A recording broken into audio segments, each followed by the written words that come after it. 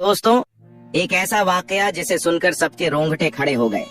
गरीब माँ की 4 बेटियां बिन शादी के पेट से कैसे हो गईं? इस बच्चे के बाप कौन है? यह वाकया सारे गांव वालों को हिलाकर रख दिया कैसे? एक ही घर के 4 जवान बेटियां हमला कैसे हो गईं? यह दिल दहला देने वाला वाकया जरूर सुने। वीडियो को एक लाइक, चैनल को सब्सक्राइब जरूर करें। दोस्तों, एक बेवा औरत थी जिसकी 7 खूबसूरत बेटी थी। उसका बेटा कोई नहीं था और 7 ही बेटियां बहुत खूबसूरत थीं। इस बूढ़ी औरत की 7 बेटियां ही बहुत नेक थीं। इस औरत ने अपनी बेटियों को बहुत अच्छी तालीम दिलवाई थी। उनकी जिंदगी में कयामत तब आई जब उस बूढ़ी माँ की बड़ी 4 बेटियां हमला हो गईं। और हैरत की बात तो यह थी कि इन 4 बेटियों को पता ही नहीं था कि उनके साथ यह गलत हरकत किसने की है। और जब इस कहानी का खुलासा होगा कि इन 4 लड़कियों को प्रेग्नेंट करने वाला कौन था, तो आपके पैरों में से जमीन खिसक जाएगी। कहानी कुछ यूं है कि एक बार बादशाह का दरबार लगा हुआ था और बादशाह अपने दरबार में बैठा सभी फरियादियों की फरियाद सुन रहा था। इन्हीं लोगों के बीच एक बूढ़ी औरत रोती हुई आई, जिसके चेहरे पर उदासी छाई हुई थी। बादशाह बूढ़ी औरत के चेहरे की तरफ देखकर कहने लगा कि अम्मा, आपको क्या परेशानी है? इस बूढ़ी औरत ने दरबार में चारों तरफ देखा तो खामोश हो गई। वजीर गुस्से से बोला कि ए अम्मा, आप बताइए, आपकी परेशानी क्या है? आप इधर उधर क्या देख रही हैं? आप परेशानी बताइए ताकि हम इसका हल निकाल सकें। बूढ़ी औरत बादशाही से रोकर कहने लगी कि बादशाह या सलामत, मेरा जो मसला है मैं वह सबके रहते हुए सबके सामने नहीं बता सकती। मैं सिर्फ आपको अकेले को ही बताऊंगी, क्योंकि मैं बेवा औरत हूँ। मेरा कोई बेटा नहीं है और मैं अपनी 7 बेटियों के साथ अकेली रहती हूँ। अगर मैं अपनी परेशानी सबके सामने आपको बताती हूँ तो मुझे डर है कि मेरी बेटियों को कल को कोई मसला ना हो जाए, कोई आधी रात को मेरे घर ना घुस आए। इसलिए मैं आपको अपनी परेशानी अकेले में बताना चाहती हूँ। वह बादशाह काफी परेशान होकर सोचने लगा कि यहाँ इतने बड़े बड़े मसले लेकर लोग आए हैं और उन्होंने सबके सामने बताया है। आखिर इस औरत का ऐसा क्या मसला है? ये औरत सबके सामने ने क्यों नहीं बताना चाहती? बादशाह बोला कि आप अपनी परेशानी मुझे बताइए। ये सारे आदमी मेरे भरोसे के आदमी हैं, आपको कोई भी नुकसान नहीं पहुंचाएगा। वह दुखी बूढ़ी औरत रोकर बोली कि नहीं बादशाह, सलामत नहीं, मैं आपको अकेले ही वह बात बताऊंगी। तो बादशाह उठ खड़ा होता है और कहता है कि इस औरत को मेरे कमरे में लेकर आओ ताकि यह बात मुझे अपनी बता सके। अब 2 सिपाही उस बूढ़ी औरत को बादशाह के कमरे में ले जाते हैं। बूढ़ी औरत जब अंदर आती है तो बादशाह उसे कहता है कि ये अम्मा, अब बताइए कि आपकी क्या परेशानी है। वह बूढ़ी औरत बादशाह के कदमों में गिर कर रोने लग जाती है। बादशाह कहता है कि अम्मा, आप मुझे बताइए कि आखिर बात क्या है। मेरा दिल बैठा जा रहा है कि ऐसी कौन सी बात है जिसके लिए आपने मुझे अकेले बुलाया, कि मैं यह हरगिज बर्दाश्त नहीं कर सकता कि मेरी बादशाहत में कोई इतनी दुखी औरत हो और मैं आपका दुख जानकर आपके दुखों पर मरहम न रखूं। ऐसा हो ही नहीं सकता। आप मुझे अपना दुख बताइए। वह बूढ़ी औरत रोकर कहने लगी, बादशाह, मैं एक बेवा औरत हूँ। मेरे शौहर को वफात पाए अरसा गुजर चुका है और मेरा कोई बेटा नहीं है। मेरी 7 बेटियां हैं। मैं लोगों के अमीर घरों में जाकर बर्तन धोती हूँ, उनके कपड़े धोती हूँ और उनके घरों में काम करती हूँ। और इन अमीर घरों से जो बचा हुआ खाना मिलता है, जो मुझे मेहनत मजदूरी के पैसे मिलते हैं, उसी में से मैं अपना घर चलाती हूँ और उसी से अपना घर चलाकर अल्लाह ताला का शुक्र अदा करती हूँ। मैंने कभी किसी से कोई शिकवा नहीं किया कि मैं ऐसी गुर्बत की जिंदगी जी रही हूँ। मेरी 7 बेटियां हैं, पर्देदार हैं। वह कभी भी घर से बाहर नहीं जाती और हमेशा अपने सरों पर दुपट्टा रखती है। मेरी जिंदगी ऐसी ही चल रही थी। एक मर्तबा मेरी बड़ी बेटी की तबीयत बहुत खराब हो जाती है। मैं अपनी बड़ी बेटी को डॉक्टर के पास लेकर जाती हूँ। डॉक्टर कहता है कि तुम्हारी बेटी उम्मीद से है, तुम्हारी बेटी पेट से है। यह बात सुनकर मेरे पैरों से जमीन खिसक जाती है कि मेरी बड़ी बेटी की तो शादी भी नहीं हुई, तो यह हमला कैसे हो गई। मैं जब अपनी बेटी को घर लेकर आई तो उसे मारने पीटने लगी कि बताओ, किसके साथ तुमने यह मुंह काला किया है और यह बच्चा किसका है। जब मैंने अपनी बेटी को काफी मारा तो मेरी बड़ी बेटी रोने लगी और मेरे आगे हाथ जोड़ने लगी कि ए अम्मा, मैं नहीं जानती कि यह बच्चा किसका है। ए मेरी प्यारी अम्मा, मुझ पर यकीन करो, मैंने कभी किसी के साथ बात कर रही नहीं की। मैं कभी घर से अकेली बाहर नहीं गई। मैंने कभी किसी के साथ आंख नहीं मिलाई।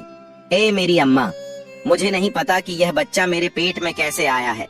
वह बूढ़ी औरत अपनी बेटी पर यकीन कर लेती है और कहती है कि बादशाह सलामत, मैंने इस बेटी को पैदा किया था। मुझे पता चल चुका था कि मेरी बेटी झूठ नहीं बोल रही, और उसके कुछ दिनों बाद तो मुझे पक्का यकीन हो गया था कि मेरी बेटी झूठ नहीं कह रही। वह बूढ़ी औरत बादशाह को वाकया सुनाते हुए रोने लगी कि बादशाह सलामत, हमने इस बात पर सब्र कर लिया। फिर मेरी बड़ी बेटी ने 9 माह बाद एक बेटे को जन्म दिया और हमने मारे मजबूर के इस बच्चे की परवरिश करनी शुरू कर दी। इसके 2-3 माह बाद मेरी छोटी बेटी हमला हो गई। जब मैंने उसको डॉक्टर के पास लेकर जाकर दिखाया तो डॉक्टर ने कहा कि आपकी बेटी यह भी पेट से है। और डॉक्टर की यह बात सुनकर मेरे दिल को दूसरा झटका लगा। मैं सोचने लगी कि मेरी बेटियों के साथ यह सब कौन कर रहा है। हमारे घर पर भी कोई नहीं आता है और मेरी बेटियां बाहर भी नहीं जाती हैं। मैंने अपना वाकया अल्लाह पर छोड़ दिया कि यह अल्लाह मुझे इस बात का पता चल जाए कि मेरी बेटियों के साथ यह गंदी हरकत कौन कर रहा है। मेरी दूसरी बेटी ने भी एक बच्चे को पैदा किया। उसके बाद मेरी तीसरी बेटी उम्मीद से हो गई, और फिर मेरी चौथी बेटी जो 14 साल की थी वह पेट से हो गई। मैं तो लुट गई, बर्बाद हो गई। मुझे तो कुछ नहीं पता चल रहा कि मेरे घर पर यह क्या हो रहा है। इस दुखी माँ का यह वाक्य सुनकर राजा हक्का बक्का हो जाता है कि यह कैसा वाकया सुना रही है। बूढ़ी औरत अपनी कहानी सुनाकर बादशाह के पांव पकड़ लेती है कि ए बादशाह सलामत, मुझे इंसाफ चाहिए। मुझे पता करना है कि मेरी बेटियों के साथ यह गलत हरकत कौन कर रहा है। बादशाह सलामत, मेरी बेटियों के मुजरिम को आप पकड़े। मैंने बहुत ढूंढने की कोशिश की, मुझे जरा पता नहीं चला कि वह इंसान कब आता है। हमारे घर उसने हमारी जिंदगी बर्बाद कर दी है।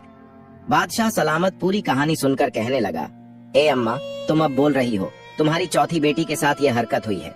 तुम्हें तो तब आना चाहिए था जब तुम्हारी पहली बेटी के साथ गलत हरकत हुई थी। अगर तुम उस वक्त यह बात बताती तो तुम्हारी बाकी 3 बेटियों के साथ यह सब कुछ न होता। मगर जब तुम जैसे गरीब लोग होते हैं, वह लोगों की बदनामियों से डर कर ये जहर पी लेते हैं और फिर वही जहर तुम्हारे अंदर काटता रहता है तुम्हें। जब बात तुम्हारी बर्दाश्त से बाहर हो जाती है, फिर तुम लोग आकर बताते हो कि यह मसला हो गया है। और अम्मा, तुम भी उन लोगों में से हो जो अब आई हो। वह बूढ़ी औरत अपनी गलती तस्लीम करती है कि मुझे पहले आना चाहिए था, लेकिन अब मैं आ चुकी हूँ। जो कुछ हो गया सो हो गया, लेकिन अब मेरी बेटियों के मुजरिम का पता लगना चाहिए कि वह कौन है। बादशाह सलामत बहुत ही नेक दिल मेहरबान थे। कहने लगे कि अम्मा, अब तुम घर जाओ। अब यह परेशानी तुम्हारी नहीं है, अब यह परेशानी मेरी है। और मुझसे बर्दाश्त नहीं होता कि मेरी सल्तनत में कोई औरत इतनी दुखी हो। कोई दरिंदा गरीब औरत पर जुल्म कर रहा है और मैं चैन की नींद सो लूं।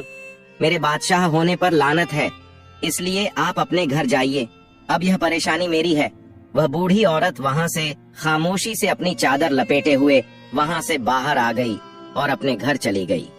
अब बादशाह सलामत वहाँ से निकलकर वापस आकर बैठ गए और बाकी तमाम लोगों के मसाइल सुनने लगे।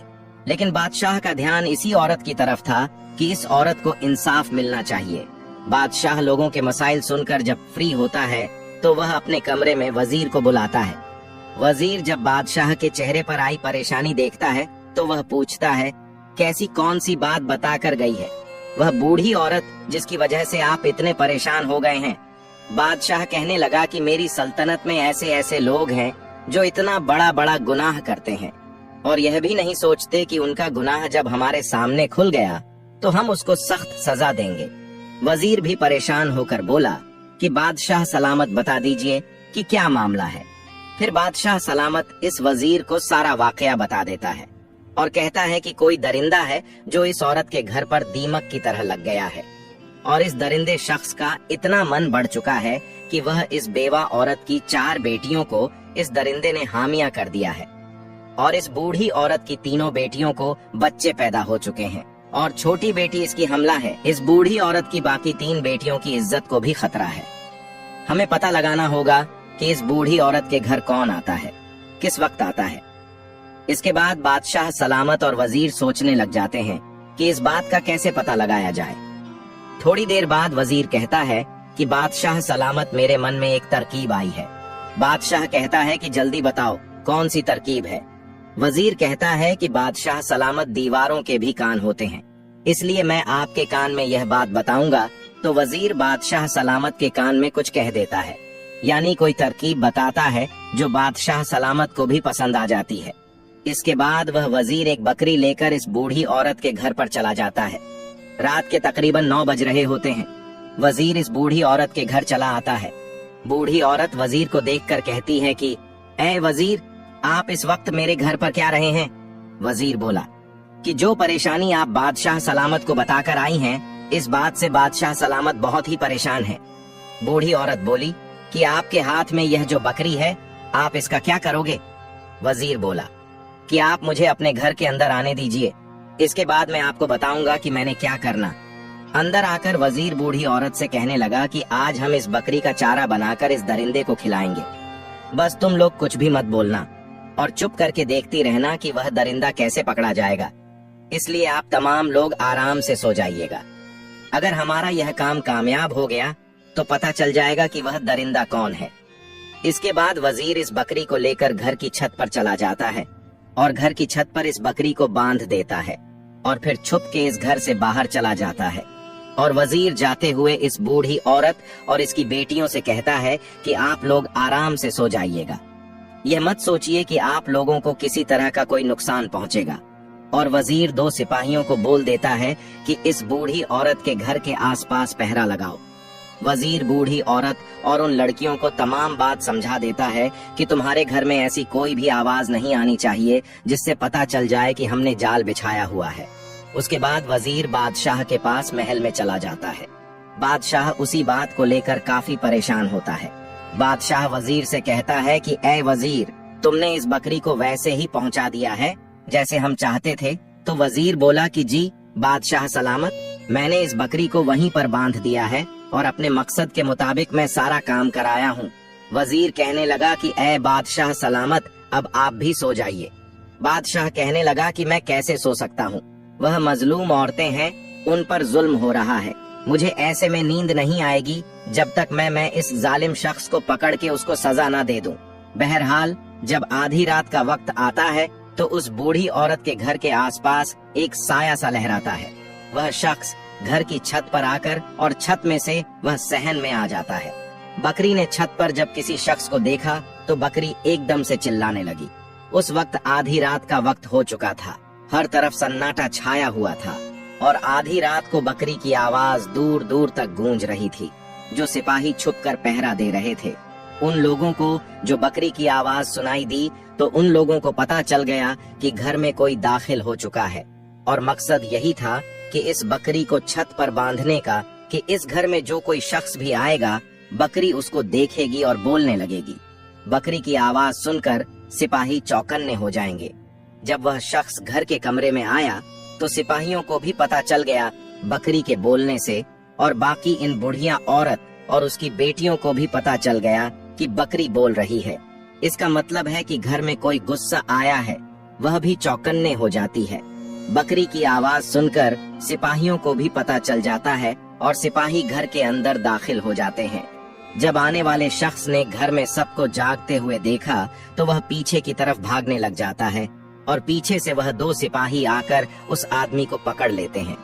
इस आदमी ने अपने चेहरे पर काला कपड़ा लपेटा हुआ था ताकि इस आदमी को कोई पहचान ना सके। जब इन सिपाहियों ने इस आदमी के चेहरे से कपड़ा हटाया तो वह बूढ़ी औरत और उसकी बेटियां हैरान गोई बेटियों को लेकर आखिरकार सुबह हो गई। बादशाह का दरबार लगा हुआ था और वह आदमी घुटने टेक कर बादशाह के सामने बैठा हुआ था। इस आदमी के हाथों को हथकड़ियां लगी हुई थी। इस वक्त इस आदमी का चेहरा अच्छे से दिखाई नहीं दे रहा था। वह बूढ़ी औरत और उसकी बाकी 7 बेटियां भी जाग जाती हैं। बादशाह सलामत बाकी तमाम लोगों को बाहर भेज देते हैं। अब सिर्फ वह मुजरिम। बादशाह सलामत और वजीर और बूढ़ी और उसकी 7 बेटी वहां पर मौजूद थी। बादशाह सलामत उस शख्स से कहने लगा कि क्यों भाई, अब इतना तो बता दे कि तुझे मेरा खौफ नहीं रहा कि जब यह तुम्हारा मुजरिम पकड़ा जाएगा तो तुम्हारी सजा मौत से कम नहीं होगी। बादशाह सलामत इन सिपाहियों से कहता है कि इस आदमी के चेहरे से नकाब हटाया जाए ताकि मैं भी तो देखूं कि मेरी सल्तनत में इतनी हिम्मत किसकी हो गई है जो इस मजबूर बूढ़ी औरत की 4 बेटियों को हमला कर दे। जब इसके चेहरे से नकाब हटता है तो वह बूढ़ी औरत करीब आकर उसके मुंह पर थूकती मारती है और कहती है कि ऐ दरिंदे, इंसान, तुझे शर्म नहीं आई? मेरी बेटियां तेरी बेटियों के जैसी हैं। ये तेरी सगी भतीजा है। इनके साथ तुमने ऐसी गंदी हरकतें की हैं जो चचा होता है वह बाप के समान होता है। तुझे शर्म नहीं आई अपनी सगी भतीजियों के साथ ऐसा करते हुए? भतीजी, क्या बेटी, क्या यह तूने क्या जुर्म कर दिया है? बूढ़ी औरत अपने देवर के चेहरे पर थप्पड़ मारती है और बादशाह गुस्से से कहता है कि अगर कोई गैर होता तो हम समझते तुम सगे चाचा हो, बाप की तरह हो। तुम्हें शर्म नहीं आई? तुम्हें गैरत नहीं आई? अरे चाचा, क्या बाप, क्या उनके बाप इस दुनिया में नहीं थे? और चचा की जिम्मेदारी थी कि अपनी भतीजिया का ख्याल करता, उनके रिश्तों की फिक्र करता, और तुम चचा ही डाकू बने रहे। इसके बाद भी वह शख्स कहने लगा कि ऐ बादशाह सलामत, मैं इन लड़कियों का चाचा हूँ, यह हमारे घर का मामला है, आप हमारे घर के मामले से दूर। बादशाह सलामत अपनी तलवार निकालकर उसके सरके के ऊपर रख देता है और कहता है कि सच सच बताओ, तुमने ऐसा क्यों किया? तब उस शख्स के चेहरे पर खौफ आता है और वह बताता है कि ए बादशाह, हम 2 भाई थे। मेरा भाई मुझसे बड़ा था। मेरे भाई की तो शादी हो गई। उस वक्त मेरी शादी नहीं हुई थी। मेरा बड़ा भाई मुझसे बहुत मोहब्बत करता था, मेरी बहुत फिक्र करता था, क्योंकि मैं उसका छोटा भाई था। लेकिन जब मेरे बड़े भाई की शादी हुई, उसकी बेटियां हुई, उसके सर पर तमाम जिम्मेदारी आ पड़ी, तो मेरे भाई का ध्यान मुझ में से कम हो गया और अपने घर वालों पर ज्यादा हो गया।